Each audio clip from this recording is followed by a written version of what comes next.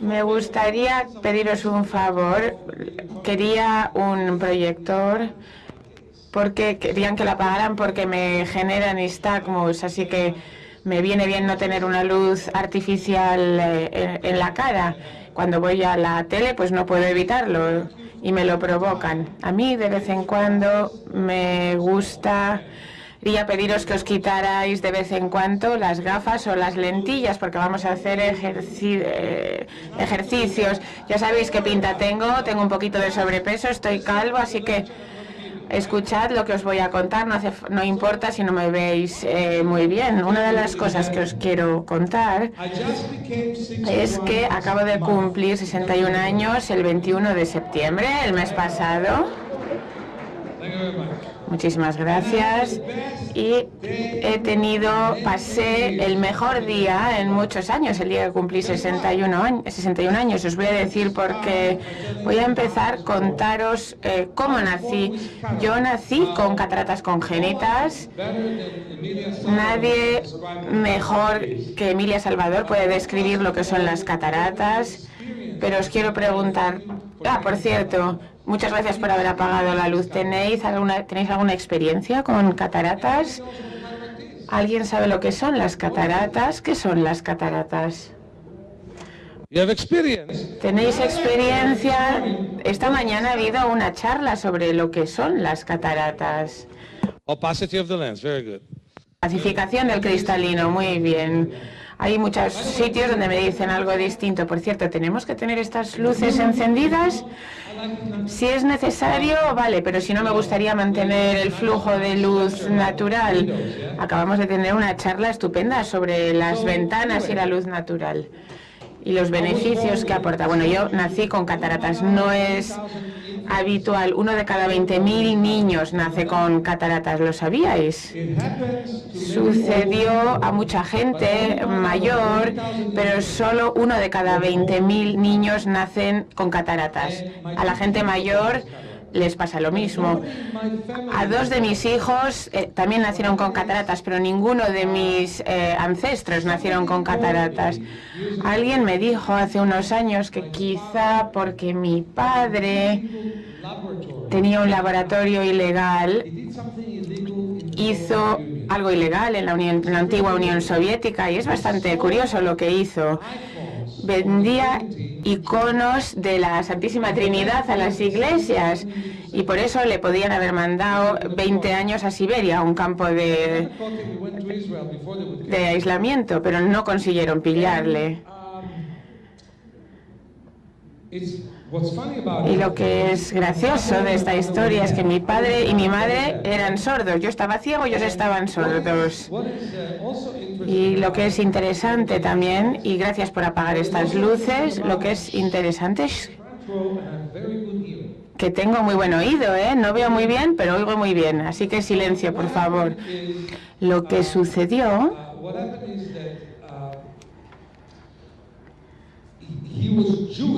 Él era judío, un fotógrafo sordo y judío que vendía santísimas trinidades a las iglesias cristianas y por eso le podrían haber mandado a Siberia. Los compuestos químicos podrían haber alterado mis genes. ¿Por qué? Porque mis 2 hijos han nacido con cataratas y en mi familia antes de mí no había antecedentes familiares de cataratas. Y ellos nacieron en una generación distinta. Emilia Salvador os puede contar la diferencia, pero voy a tratar de hacerlo yo mismo. En mi generación había una teoría prevalente. Y yo estoy muy orgulloso de que Richard haya venido y nos la haya contado. Y esto se contaba como un punto de partida y no son necesariamente verdaderas.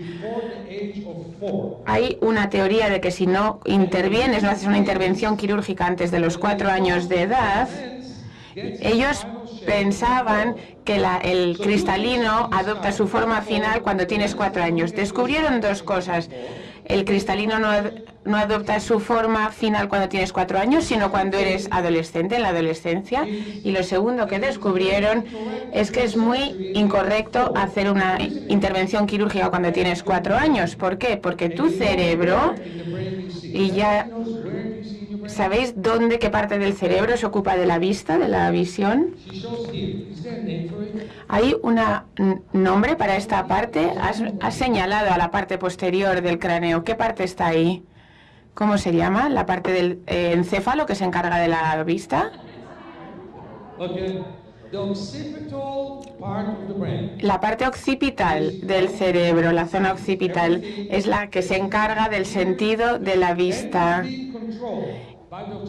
Y toda esta parte controla el sentido de la vista. Y lo que sucede, se descubrió que a partir de las 8 semanas de edad hasta los 2,5 años es cuando es el periodo en el que el cerebro desarrolla el sentido de la vista. Esto lo descubrió un científico que estudió a monos y a gatitos en esta etapa crítica del desarrollo y descubrió que incluso si los ojos eran totalmente normales y se les colocaba un parche en esta época crítica de desarrollo neuronal, se quedarían ciegos para el resto de su vida. Eso no lo sabían los médicos de mi generación. Claro, en la época de mis hijos ya lo sabían. Mi hijo de 25 años y mi hija de 22 se han beneficiado de este conocimiento y les operaron de cataratas muy pronto, mucho antes que a mí. Y a mí me costó mucho permitir que convencerme de que era necesario y de que era necesario extraer el cristalino. Y eso lo sabe Amelia Salvador, la oftalmóloga. Para eso vas a un pediatra oftalmólogo y dices, yo soy judío, y decimos, nosotros tenemos los mejores médicos. Fui a un médico y extrajimos los cristalinos de mis hijos, pero normalmente cuando se extrae el cristalino opacificado, los niños se desarrollan normalmente y la visión que se alcanza como máximo es de 20/100, más o menos. Mi hijo, sin su cristalino natural, esta lente biconvexa, que tiene 16 dioptrías una vez que está dentro del ojo, y sin ese cristalino ve 20/40, un 80% de lograr la visión normal de 20/20. A mi hija le dijeron que no debían someterse a la cirugía porque también tiene un ojo microoftálmico. ¿Habéis oído hablar del ojo microoftálmico? Amelia sí que lo conoce, y el resto no sabéis lo que es. Es una córnea pequeña. Y la córnea es la encargada, es la lente que tiene más potencia en el ojo, más que el cristalino. Tiene 48 dioptrías de potencia. Así que sustituir la córnea con una lente, necesitas una lente muy gorda. Es una lente bastante dura de llevar, bastante culo de vaso. Mi hija no debería haberse sometido a una operación, pero su médico era valiente y su visión es de 20/50, un 75% de la visión normal, y con unas gafas potentes ve algo menos de 20/20. Mejor que 20/25, pero menos que 20/20. Mi hijo ve 20/50. Algo de lo que nunca se había oído hablar, desconocido hasta la fecha para alguien que había nacido con cataratas. ¿Y cuál fue el motivo de que lograran esta visión? Los ejercicios oculares. Su médico, que era el pediatra oftalmólogo más famoso, escribió una carta de recomendación y dijo que mi trabajo debería ser analizado críticamente porque nunca había visto ningún caso similar entre sus pacientes. Así que mi operación, yo me sometí a la operación de cataratas cuando tenía 4 años. un año y medio después de que el cerebro interrumpiera el desarrollo del sentido de la vista. Yo por entonces veía un 1% nada más. Yo veía sombras, formas y eso era todo. No era un sentido muy funcional. Y los que más me ayudaron a que no fuera funcional eran mis profesores, porque yo aprendí Braille y mi profesor me decía que no te acerques al Braille porque no puedes ver nada de todas maneras.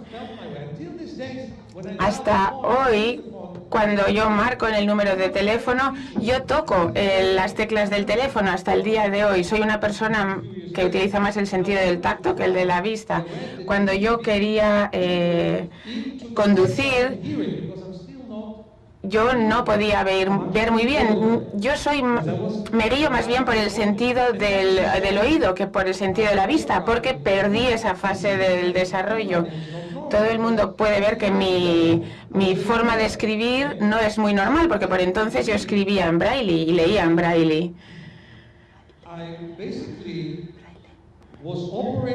Yo me sometí a 5 operaciones, porque recordad, mis 2 padres eran sordos. Mi abuela estaba muy enfadada porque no le gustaba nada la idea de tener una hija sorda y un nieto ciego. Así que me llevó a todos los especialistas que podía encontrar en la Unión Soviética, en la antigua Unión Soviética y en Israel. Y con gran ambición se me practicaron muchas operaciones quirúrgicas. Hasta el día de hoy no tengo ni idea de lo que querían lograr, pero el 99% de mi cristalino es tejido cicatricial. Es una pura cicatriz. Y no tengo un concepto cerebral original de lo que significa ver.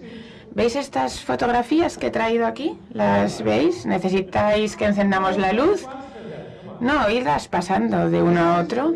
Esta es la fotografía. Venga, voy a pasarme un poco por aquí. Esto es la fotografía de un cristalino normal. Esa es la fotografía de mi cristalino. ¿Alguna diferencia? Vamos a jugar a los 7 errores. Si no encontráis ninguna diferencia, tengo un taller este lunes que viene. Cristalino normal, mi cristalino. ¿Alguna diferencia? El de la derecha es mi cristalino. Aquí dejo las fotos para que las veáis después de la charla. El 99% de mi cristalino es tejido cicatricial. Esto es para ti, querida doctora. Lo que sucede son fotografías aumentadas, claro. Así que yo leía en Braille y descubrí los ejercicios oculares y el método de Bates, que creo que ha seguido evolucionando y creo que no ha acabado de evolucionar. Nadie está por delante de Bates, pero nadie está por detrás tampoco. Yo lo he desarrollado a mi propia manera, en una manera que me ha funcionado a mí. Y creo que es su propio espíritu, el hacerlo cada uno a su manera. La idea del método de Bates, desarrollalo como tú quieras, de la manera que a ti te sirva. Así que yo acabé. Para mí el mayor salto sucedió entre los 16 años y 3/4 y 17 años y cuarto. Yo pasé del 1% al 5% de visión. Y a los 28 años de edad obtuve mi carnet de conducir. Y esto es lo que sucedió cuando cumplí 16 años. Yo no hice una fiesta, pero me lo pasé fenomenal. ¿Por qué? Porque obtuve una... eso sucedió en mi 61 cumpleaños, perdón. Obtuve una renovación automática de 5 años de mi carnet de conducir y me hicieron pruebas de visión diurna, visión nocturna. ¿Y por qué? Pues porque mi visión no es perfecta, solo veo un 70% y me hicieron un montón de pruebas y al final tiraron la toalla y me dieron el carnet de conducir. Y obtuve una renovación automática y Jean y yo, que es mi ayudante, que está aquí, y fuimos a Socialito. Nos cogimos el ferry, me senté en la parte superior de la colina y me dediqué a ver todos los barcos que había en la bahía. Y para mí ese fue el mejor regalo de cumpleaños que yo podría haber recibido con 61 años de edad. Saber no solo que era capaz de ver todos esos barcos que había en la bahía, sino de disfrutarlos. Cualquiera que quiera echarles un vistazo, aquí están mis libros, Vision for Life. Dejo la versión en inglés, también está la versión en otros idiomas, en español. Bueno, me quedo con estas dos versiones, que si no hay demasiadas. Y lo que os quiero contar es lo siguiente. ¿Veis lo fino que es el libro, especialmente el español, el que está en español? Han hecho las páginas muy finitas, han recortado las frases y todo eso. En este libro tan delgadito, que por cierto va a salir la segunda edición el año que viene. En este libro yo describo cómo se supera la miopía, la hipermetropía. Perdón, yo digo o escucho todo lo que se dice, así que por favor, silencio. Lo que no hago es ver bien, pero escuchar divinamente. Esto es lo que pasa cuando un ciego te da una charla sobre visión. Lo que quiero deciros aquí, he hablado sobre cómo superar la miopía, la hipermetropía, el estrabismo, todo tipo de problemas y lo que se hace durante la rehabilitación. Una de las cosas maravillosas que se comentó aquí en este marco es que necesitamos fisioterapia para el ojo. ¿Qué haces si se te rompe la pierna? Pues arreglas la pierna y luego te sometes a rehabilitación, a fisioterapia. Y si te sometes a una operación de cataratas, nada, te vas a casa y alguien te mide a ver si ha pasado algo raro al ojo. Y si ha pasado algo, pues te lo intentan arreglar, pero no hay fisioterapia para el ojo. Porque el ojo, cuando se extrae, se le somete a una cierta tensión, y no penséis que es una cirugía sencilla solo porque dura muy poco. ¿Qué pasa cuando tienes glaucoma? Te limitas a utilizar gotas, láser, cirugía, o también haces fisioterapia para el ojo. Hay que tratar de cuidar el ojo, hay que hacer algo con él. ¿Por qué? Porque si no lo haces, permites que el ojo se deteriore. Yo con este libro lo que he tratado es de generar una revolución, y yo soy bastante optimista cuando vengo a congresos tan estupendos como este, porque creo que muchos de nosotros pueden desatar esa revolución. Necesitamos un cambio de paradigma, un cambio de manera de abordar el cuidado del ojo. Tenemos que creer en el potencial humano, en todo lo que se puede hacer. Yo vi todos esos barcos en la bahía de San Francisco, desde Sausalito. Tengo mi carnet de conducir y a pesar de eso sigo teniendo un 1% de cristalino útil. Pero el cerebro visual consiguió adaptarse a la situación y aún así sigo siendo capaz de trabajar y de avanzar.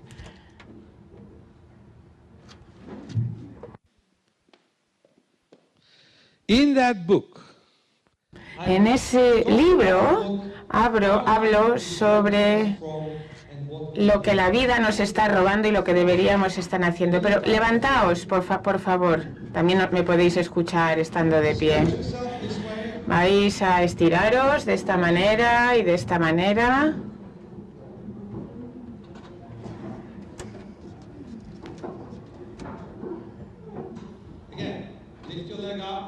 Levantad la pierna si podéis, y si no podéis levantar la pierna, pues haced esto que estoy haciendo, daros golpecitos en el pecho. Good. No, but you look up when you do. But sit down, senta, por favor.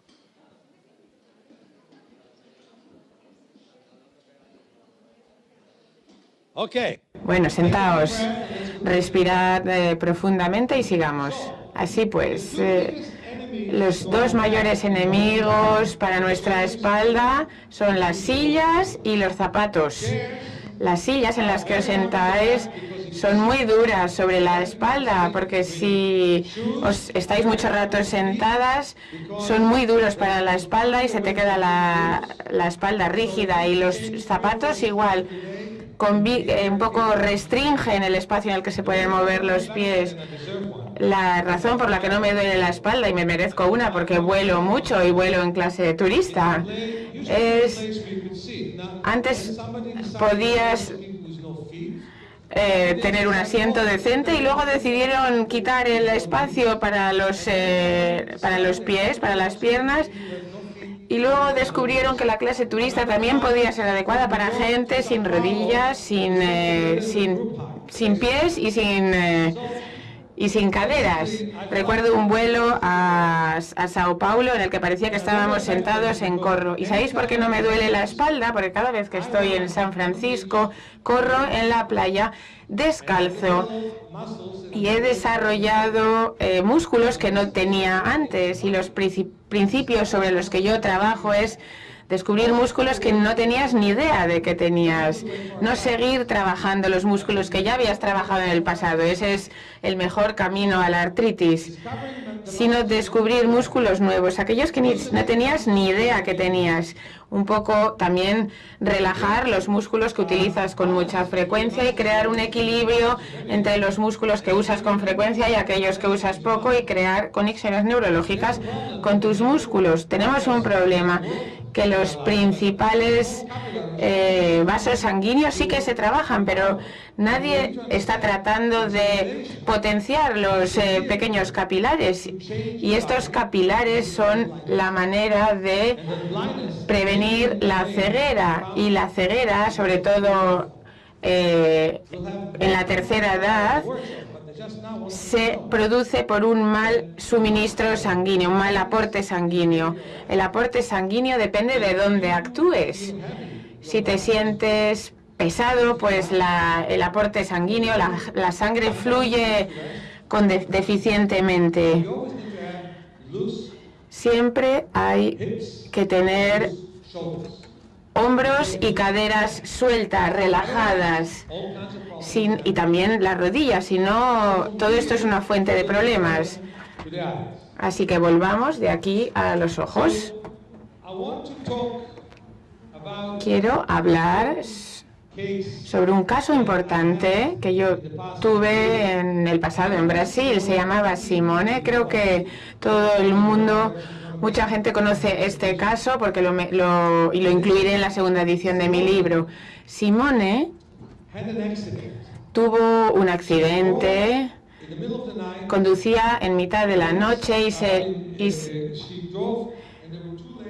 había dos carriles y había un coche que no tenía luces. Se rompió el cráneo tras la colisión, se rompió el cráneo y no fue capaz de recuperarse a pesar de las operaciones a las que se sometió, pero perdió el 97% de la visión en su ojo izquierdo y el 100% de la visión en el derecho.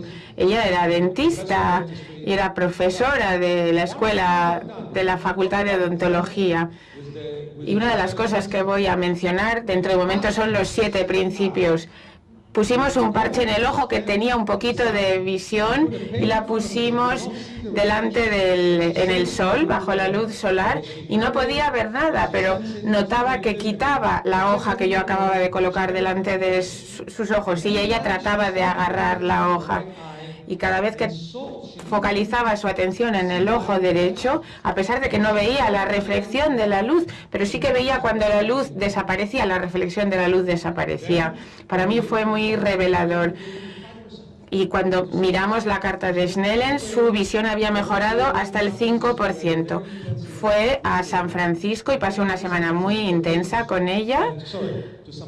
Y cuando volvió a Sao Paulo, un año después, su visión era 20/30 y había empezado a ver por el ojo derecho. Y trabajamos entonces en lograr el equilibrio en el uso de ambos ojos. Me recordó al caso de Samuel en Portugal, con el que he trabajado hace 3 días, nada más. ¿Qué día fue? El lunes pasado. Bueno, más de 3 días, 4 o 5. No, it was Wednesday. Ah, no, fue el miércoles, entonces sí, hace 3 días.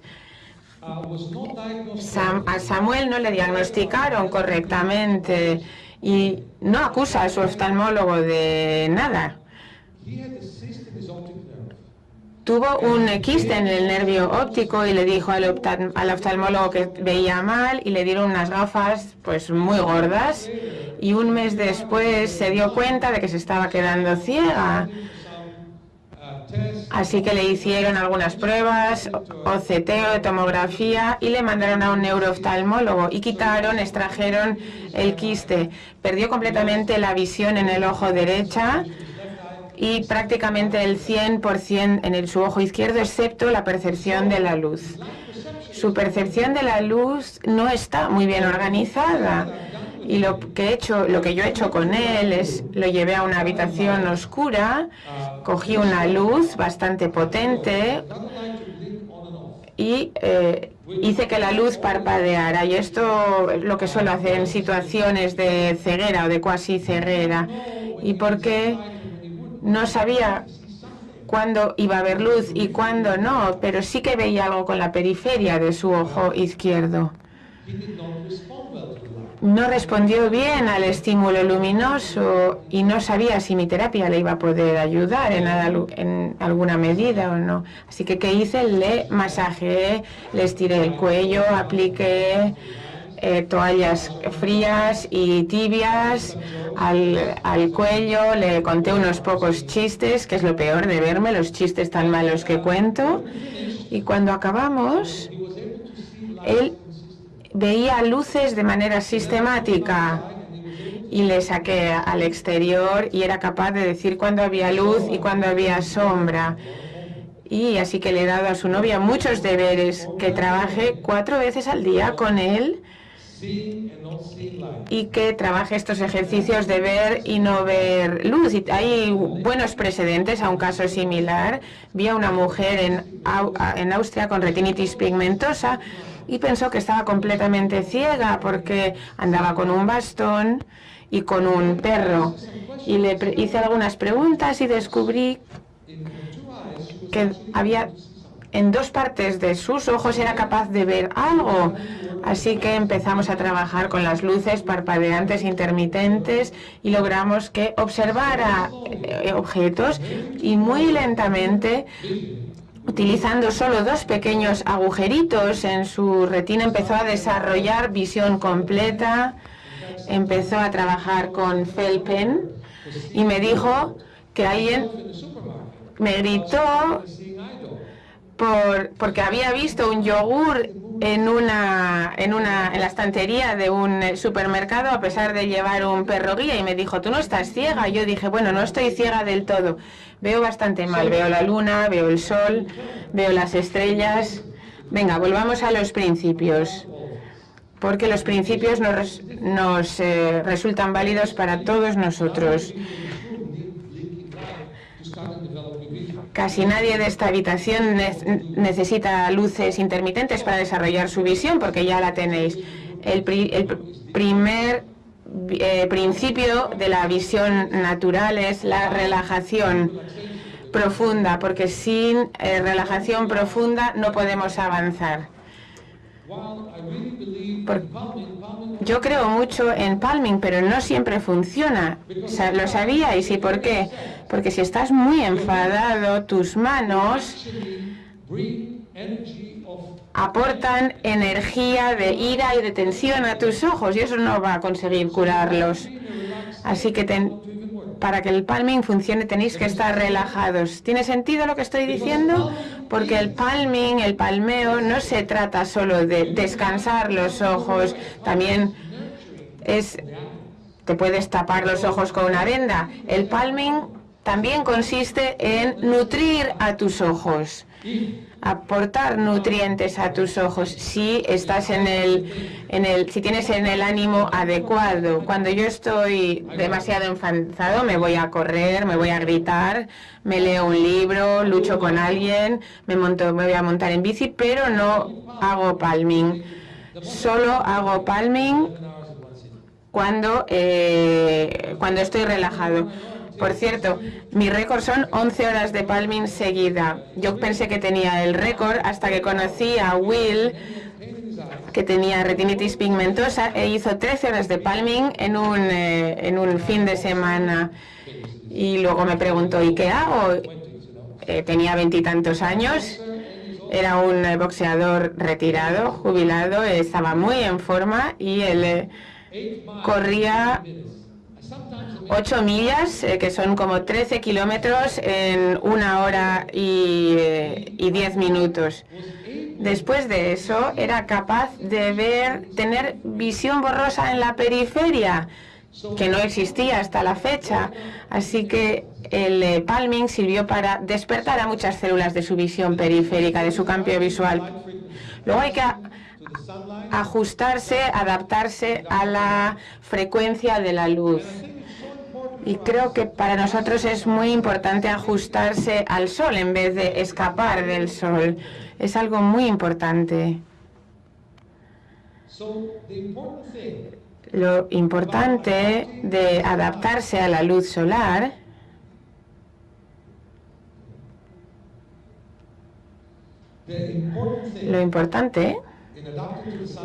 cuando uno se adapta a la luz solar es que la medicina ha luchado contra la luz solar en los últimos 40 años y hasta el punto de que se le prohibía a la gente estar en la luz solar. Hay gente que contrae o desarrolla melanoma, que es un cáncer de piel debido a la exposición al sol. Tenemos 7.500 personas que tienen osteoporosis por no estar bajo la luz solar. Y eso también hay que tenerlo en cuenta. Seamos científicos y no científicos. La parte no científica es la mejor. Desde un punto de vista científico, un oftalmólogo cree tanto que hay que escapar de la luz solar que dijeron a los aborígenes de un pueblo de Australia donde todo el mundo cree que el sol es algo poderoso y es una parte muy importante de su cultura, que tenéis que llevar gafas. Y se lo dijo a todos los habitantes de un pueblo aborigen. ¿Sabéis lo que les pasó a todos estos habitantes? Que por primera vez en cientos de años que se quemaron, tuvieron quemadura solar. ¿Y qué más sucedió? Detrás de los fotorreceptores y en la coroides está la zona de la melanina. Y la melanina funciona como nuestras gafas de sol. La melanina oscurece la luz, oscurece con la luz. Así que si nosotros nos escapamos del sol, afecta negativamente a la piel y también te deprimes. No sé nada que pueda causarte una mejor sensación de optimismo que el ajuste a la luz solar. Y también esto perjudica al sistema inmunitario. La mejor prevención contra el cáncer es la vitamina D. ¿Y qué es lo que te proporciona la vitamina D? Pues está relacionado con la luz solar. El sistema inmunitario es el sol. Tu sensación de bienestar necesita sol. ¿Dónde hay mayor tasa de depresiones? En Seattle, en Washington y en los países escandinavos. ¿Cómo se llama un día después de 2 días de lluvia? Lunes. Ese es un chiste que se cuenta en Seattle, en el estado de Washington. Mucha gente se deprime porque no tiene suficiente sol. Así que los sabios oftalmólogos nos dicen que nos apartemos de la luz solar. Quizá necesites una visera, quizá haya que protegerse de algún modo, pero Dios mío, hay que darse un baño de sol. Necesitamos la luz más de lo que necesitamos la comida, muy importante. Esta es una de las partes. La segunda es, hay que saber ajustarse, adaptarse a la oscuridad, hay que aprender a hacerlo. Ian Bambridge, que está aquí, ha escrito lo siguiente: los niños que tienen luz en los pasillos eran mucho más proclives a padecer miopía que los que dormían en la oscuridad total. Hay que aprender a ir al baño a oscuras sin darse golpes en la cabeza, y estar en la oscuridad desata la producción de melatonina. No hace falta tomar complementos alimenticios si duermes ya en una habitación oscura. Y los pulsos con los que recibes la vitamina D del sol es distinto de los nutrientes. No se puede absorber vitamina D a través del sistema digestivo de una manera tan eficaz que cuando la recibes a través de la luz solar. El cuarto principio es ajustarse a la visión de lejos. Tenemos que mirar de lejos, mirar al horizonte para que el cristalino no esté siempre abombado y para permitir que los músculos ciliares se relajen. Es muy importante mirar a lo lejos, al horizonte. Otra cosa importante es la visión periférica. Yo nunca olvidaré que una vez cuando estaba yendo de Manhattan a Brooklyn, estaba sentado en el tren con Jean, estábamos viendo a una mujer que estaba mirando el iPhone, su teléfono, y estaba pasándoselo pipa con una película que estaba viendo en el tren. Hubo un montón de gente que se subió del tren y se bajó del tren y ella no dejó de mirar el teléfono ni un solo momento. Y si la mandas a esta mujer a la selva y sigue mirando su iPhone, ¿será capaz de volver sana y salva y contar qué tal se la ha pasado en la selva? No, se la comerán. Hemos desarrollado esa visión periférica por motivos de supervivencia y la hemos reprimido en los últimos tiempos y hemos dedicado demasiado esfuerzo a la visión de cerca. Otro principio, prestar atención a los detalles, que vosotros ya estáis muy familiarizados. Yo tengo un instrumento que se llama Shifters, que consta de rayas blancas y negras.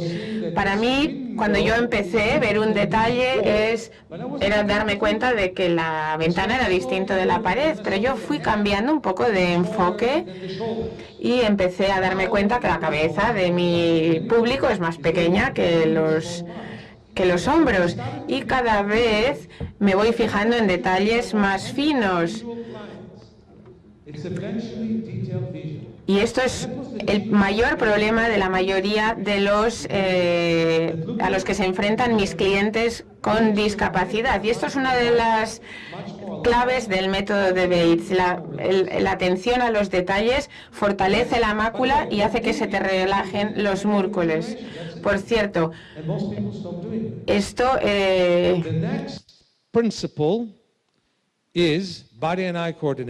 por ejemplo, también tenemos otro tipo de coordinaciones, la que tiene que ver con el cuerpo y los ojos, y también tener un equilibrio. Y llevar un equilibrio también entre los dos ojos.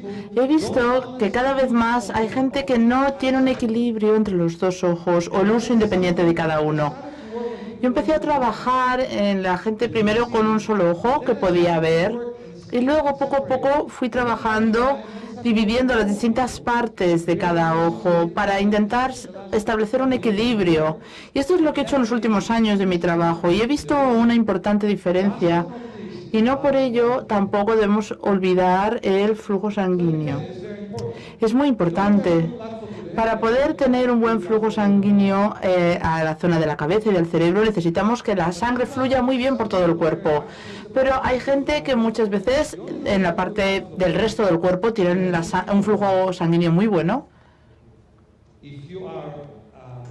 Por ejemplo, si uno se siente flexible, siente la piel caliente, pero a la temperatura adecuada. Sobre todo cuando nos comparamos con otros y vemos que no nos fatigamos en exceso, si tenemos una forma de pensar clara y fácil. El flujo sanguíneo puede estar muy bien en el resto del cuerpo y de repente el cuello ya no está tan bien. Entonces hay que relajar esa zona.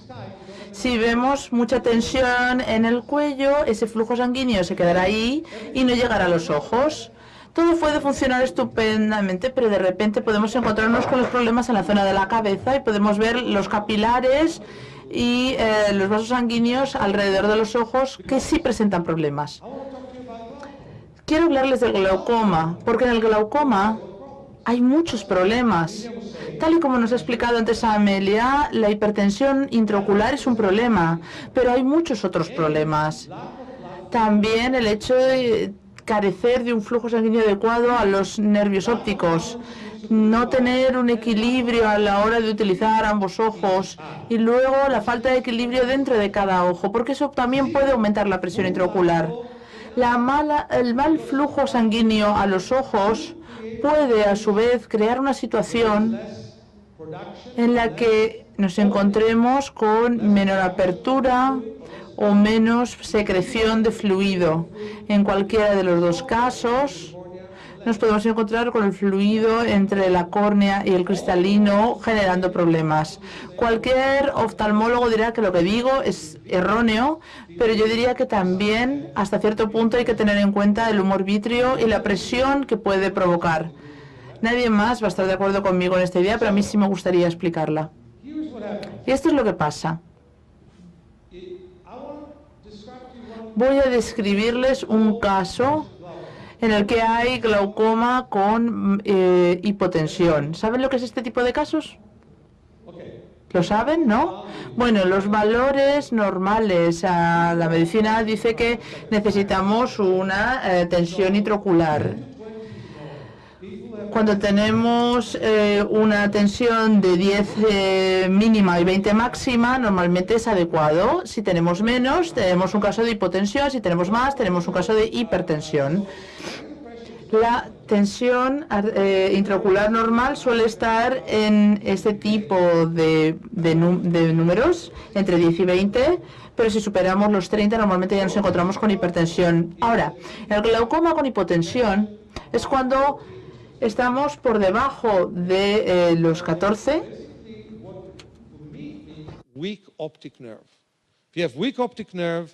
Muchas veces en estos casos vamos a ver que el nervio óptico se ve afectado directamente por esta hipotensión. Esta mujer acudió a mi consulta y ella ya tenía un tratamiento contra el glaucoma, con las gotas, y se dio cuenta que cuando bebía alcohol, pues bajaba la tensión, y entonces mucha gente normalmente cuando tiene problemas de tensión intraocular no bebe alcohol. Y yo, por ejemplo, en mi caso, uno de los grandes problemas en mi vida es el azúcar. A mí me encanta el azúcar claramente no me quiere a mí, no es una relación sana, es bastante tóxica. Pero, ¿qué es lo que pasaba con esta mujer que vino a la consulta? Bueno, pues esta mujer tenía un glaucoma con hipotensión, estaba bastante bien gestionado. Ella iba a un facultativo en Nueva York que llevaba su caso, pero entonces se cayó por unas escaleras y tuvo un problema en el tobillo. Se rompieron tuvo una rotura de huesos en el tobillo en la caída. Y entonces, gracias a un buen trabajo ortopédico, lograron arreglar el tobillo. Y iba bastante bien con la fisioterapia.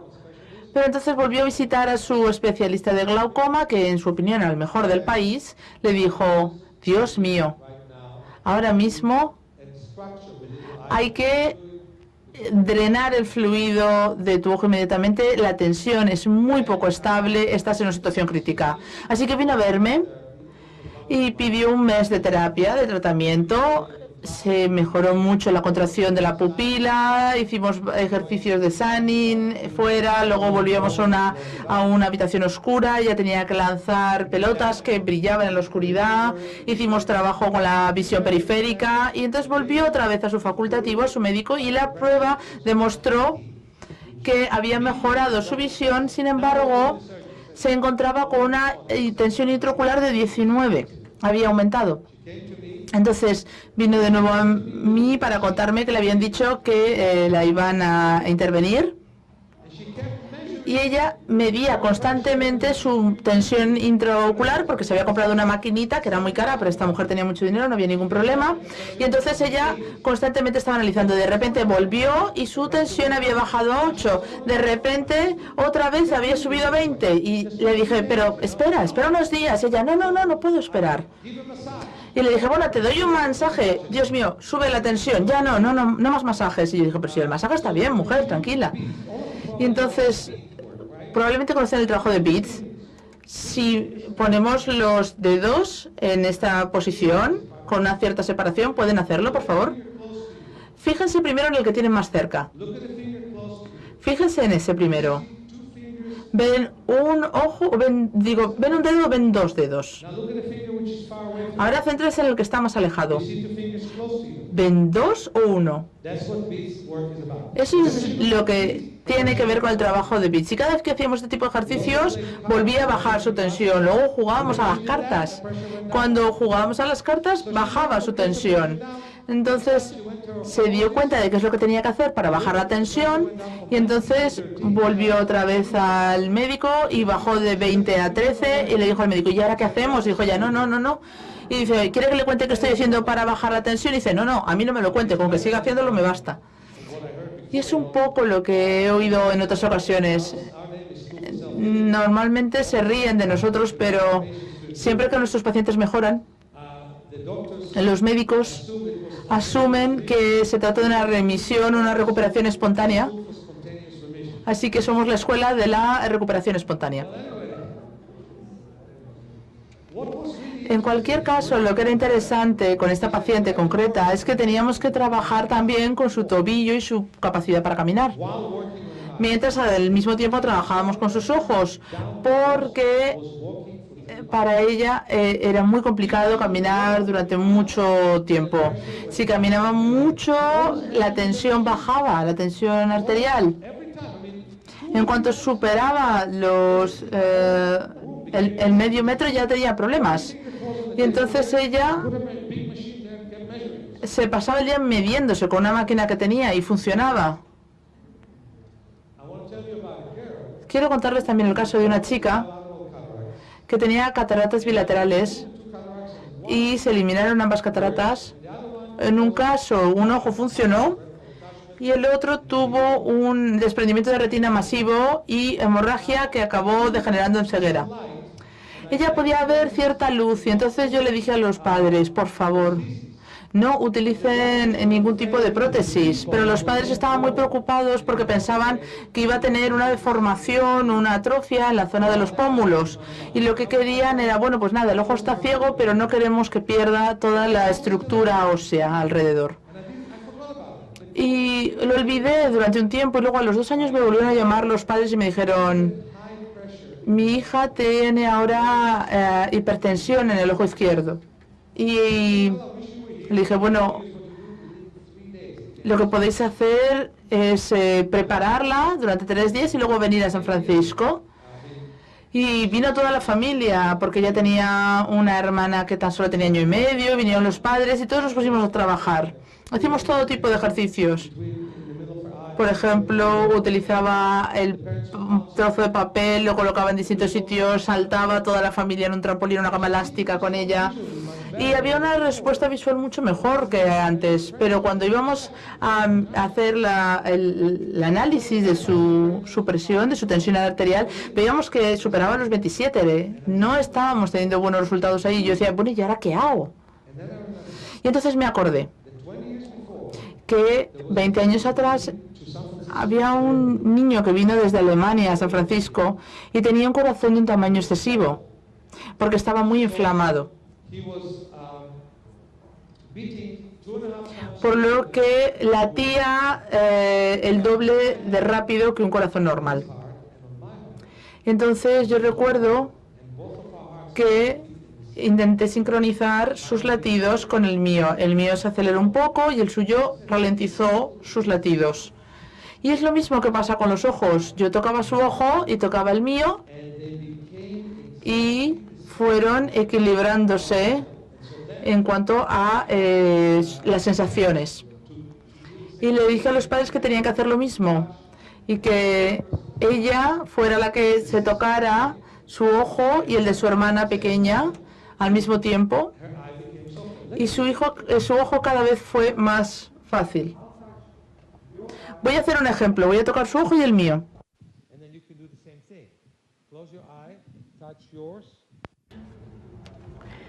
Yo toco tu ojo, tú tocas el mío, venga. Os lo podéis hacer el uno con el otro. Toca el ojo de tu vecino y tu vecino, pero de uno en uno, ¿eh? Primero uno toca el ojo del otro y luego el otro toca el ojo de uno. ¿Notáis la diferencia? El tacto es muy suave. Encontrad una pareja para hacer este ejercicio. Por ejemplo, tú, quizá puedas hacerlo con esta otra persona. Encontrad una pareja, tocad su ojo, que él toque el vuestro y ahora tocároslo a la vez. Ved a ver si hay alguna diferencia de presión cuando hacéis eso. A ver si notáis alguna diferencia de presión. Ahora cambiad de ojo. Si habéis tocado el izquierdo, pues tocad luego el derecho y viceversa. Ved a ver si lo notáis un poco más blando al tacto, al tocarlo. Si va ganando, va perdiendo rigidez con el tacto. A medida que aplicáis vuestra mano sobre el ojo de vuestra pareja. Así que hay que hacerlo 4 veces. Una persona un ojo, la otra persona el ojo del primero. Hay 4 pasos en este proceso. 2 por cada persona y ojo.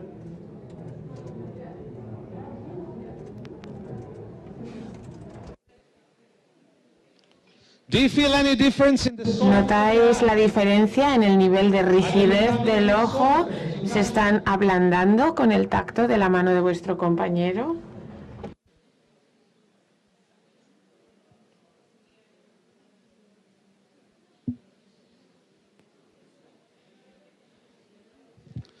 Are they becoming any softer as you touch them?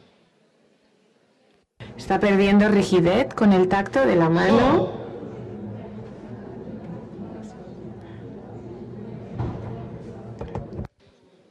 So now,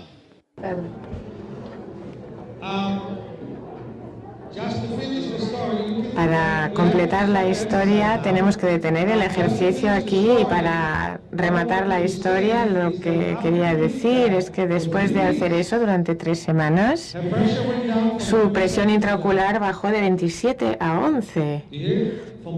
¿Lo habéis oído? De 27 a 11 disminuyó su presión intraocular de este paciente. Y quiero que hagamos un ejercicio más y luego vamos a hacer un poco de palming. Tenéis un pequeño papelito que hemos repartido a todos los asistentes y os lo vais a colocar encima de la nariz. Ay, le he robado el papelillo de alguien. He robado el papelillo de alguien. Muy bien, poneos de pie, por favor. Y venid, acercaos aquí delante.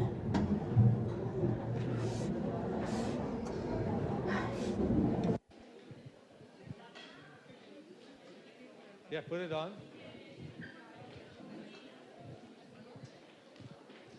All right, come to the stage. All right, this is what we'll do. Clap my hands. Venga, yo cojo tus manos y tú coges las mías, ¿vale? Y mirad al papelillo mientras cogéis la mano de vuestro compañero. Chocáis la mano de vuestro compañero. Música, maestro. Música, maestro. Chocad las palmas de las manos.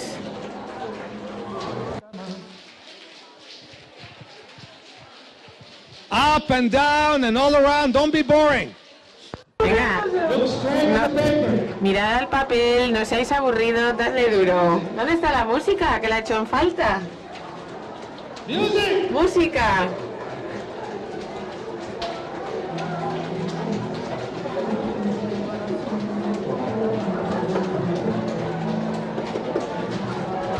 La cara de azul